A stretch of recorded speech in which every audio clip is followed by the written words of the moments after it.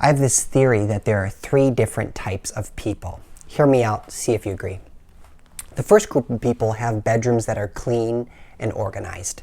These people are amazing. They just kind of clean their rooms for themselves. They don't even need to do it for others. The second group of people have messy bedrooms. These people are always interesting to me because they have this system that they claim they have, that they know where everything is. But as soon as you start looking into the system that they have, it seems about as organized as the room they live in. The third group of people I like to compare to 1 pound Reese's peanut butter cups. Have you ever had these? They're massive, they exist, and you always wonder just how they got that chocolate and peanut butter into that perfect, beautiful mold. And you're so excited that you take a bite into it, but as soon as you take a bite into it, the proportions are off. The same is with these bedrooms of these 1 pound Reese's peanut butter cup people. You walk into their room, and their room looks like the first group. But as soon as you start poking around in the closets, underneath the bed, in those hidden areas, you realize that their rooms are a little bit more like the second group. There's this festival that Jewish people observe called Passover. And Passover was a time to remember and celebrate the time that they were freed from their Egyptian captors. It was a time, one night, where they had to pack up all of their things.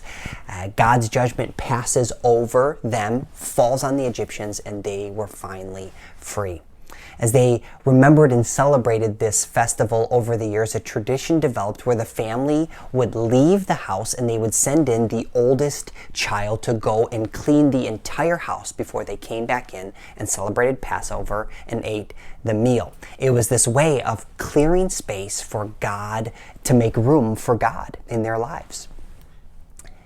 Throughout the years, people are celebrating this, and we come to the time of Jesus. In the four Gospels, they give an account of where Jesus enters into the temple, the Jewish place of worship, and sees all these people exchanging goods, buying things, buying animals for sacrifices, and Jesus is moved to action.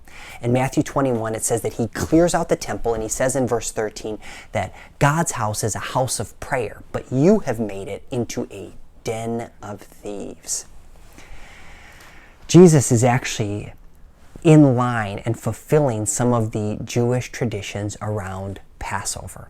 You see, Jesus, God's own son, goes into the temple, which was considered the house of God, and he clears it out in order to make room for God's saving grace to fall upon his people.